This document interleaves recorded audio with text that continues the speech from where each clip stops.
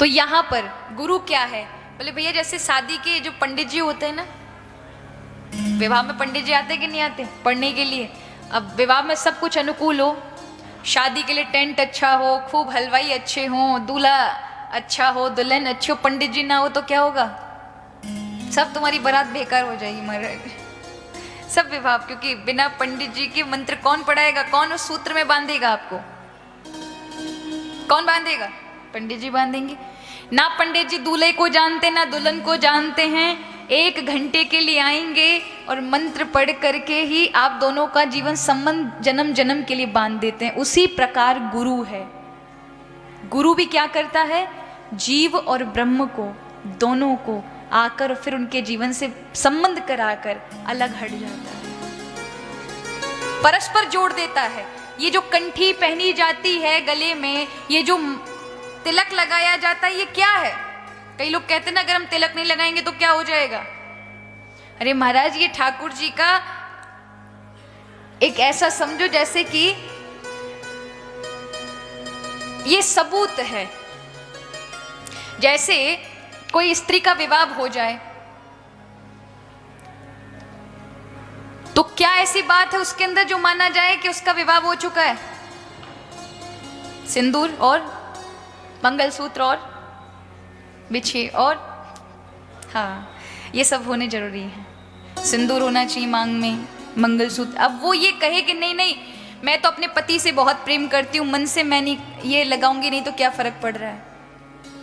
तो वो सौभाग्यवती नहीं दिखेगी, भले वो प्रेम कितना भी करे। लेकिन अपने पति, अगर पति के अनुकूल उसे पति से प्रेम है तो हर एक चीज को करेगी जो उसके पति को प्रिय है। ये उसमें कोई बंधी हुई और अपने आप को अधीन ना समझे।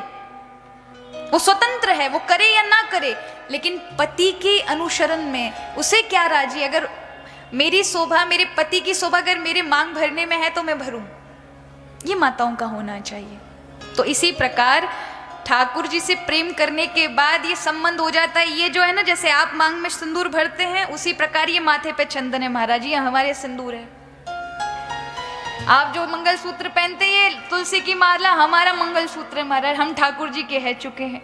अगर नहीं करेंगे भाई, जैसे आप घर में संसार में भी माताएं जब पतियों के अनुकूल सब कुछ सजते धजते हैं, मांग में सिंदूर भरेंगे, बिंदिया लगाएंगे, ये सब करेंगे, उसी प्रकार संत भी भगवान के हो चुके हैं। ये प्रभु का श्रृंगार है, ये हरि का श्रृंगार है, माने यही सिंदूर है और यही मंगलसूत्र भगवान के हो चुके हैं भैया।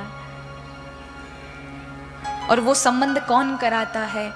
वही जीवन में पंडित जी रूपी गुरुदेव आते हैं। जैसे पंडित जी एक रात को आए और जी दूल्हा और दुल्हन को बांध गए रिश्ते में जन्म जन्मों के, उसी प्रकार हमारे जीवन में भी योग्य गुरु आते हैं हमारे कान में। वही इस कान रूपी यज्ञ मंडप पर कुछ आहुतियां डालकर मंत्रों की, और हमें भगवान से और हम जीवों का प्रभु से मिलन करा देते हैं। और फिर वही बताकर किस प्रकार से प्रभु मिलेंगे, किस प्रकार का बंधन, फेरे आदि, किस प्रकार के वचन, सब बता करके और फिर प्रभु से संबंध जोड़कर गौन हो जाते हैं। ये गुरु का रूप है।